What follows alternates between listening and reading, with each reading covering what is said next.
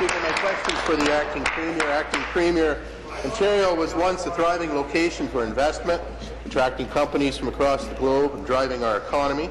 Specifically, Ontario was proud to be a world leader in the mining industry.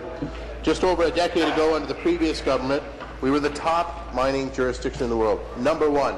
Now we're number 28.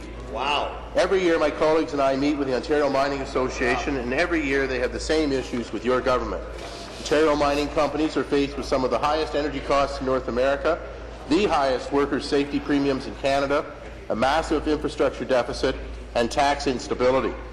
So, Minister, what are you doing to address the high energy rates that are making it difficult, very difficult, for mining companies to continue to invest in Ontario?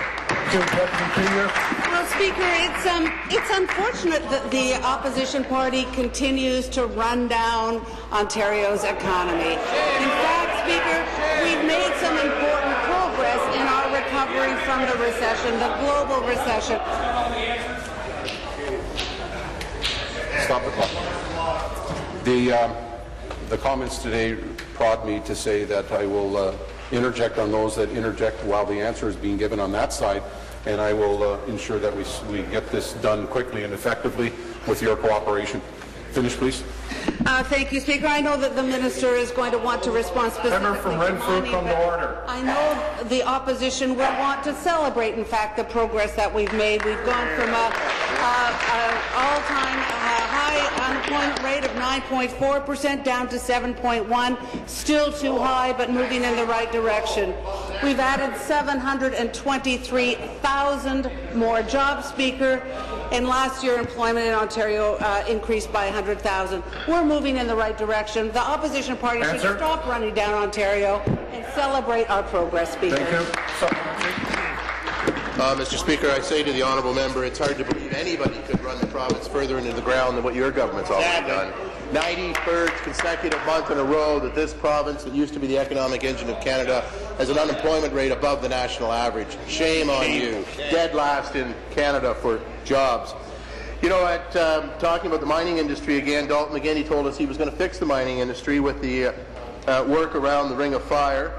He was going to garner billions of dollars of new investments and thousands of new jobs. We know nothing's happening around the Ring of Fire. The mining industry itself tells us you've set up a shell economic corporation that doesn't do anything. There's not even anyone there to really talk about the needs of the industry.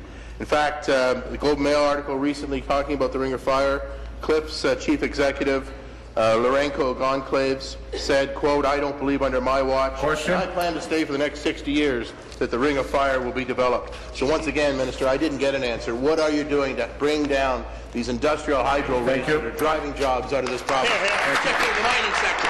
Minister of Northern Development and Mines. Minister of Northern Thank you, Development. Mr. Speaker. Speaking specifically about energy rates, we certainly recognize what a cost that is to the industry, and that's why we put in place the Northern Industrial Energy Rate Program, which is bringing costs down for major mining companies by 25%, as well as other incentive programs under the Minister of Energy, which have made a real difference. And that's what the Ontario Mining Association told us when we met with them the other day, that they're very pleased with that and they want to see that continue. In terms of the comments made by the CEO of Cliffs, I think what's really important, and the leader should note this, is the way that his comments were responded to by everybody in the industry, which was indeed there is significant interest in the Ring of Fire. There are a number of companies that are interested in moving forward with that, and those comments were put out very publicly yesterday by those who responded to the CEO's comments. So we are going to continue to move forward in a very positive way, making sure that we make progress related to the building of the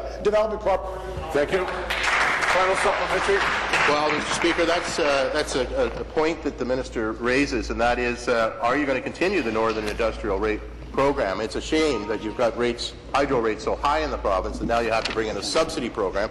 I suspect for this winter you're going to have to bring one in for seniors, continue to expand the one for seniors and low-income Ontario families. We're already hearing stories phoning into our riding offices about families being cut off because they can't afford their hydro rates, and the winter's just beginning, I say to the member across the way. And the second, so there's a rumor about you discontinuing the industrial hydro subsidy. And the other rumor that the mining industry is definitely worried about is you'll do the same thing you did to De Beers when you suddenly brought in the unexpected diamond tax, that you're going to increase the mining profits tax. So I want to know specifically, are you going to keep the subsidy on hydro for them so that at least can continue here in the province for a bit?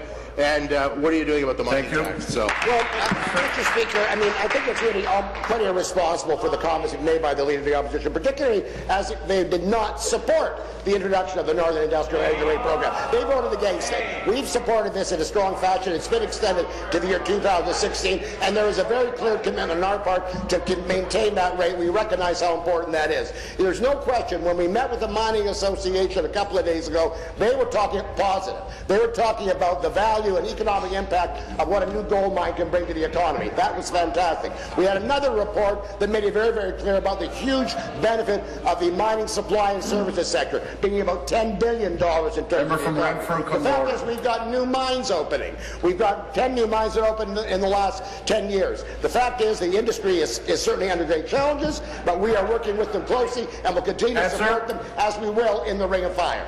Here, here. Any questions? The Leader of the Opposition. Back to the acting Premier, Mr. Speaker.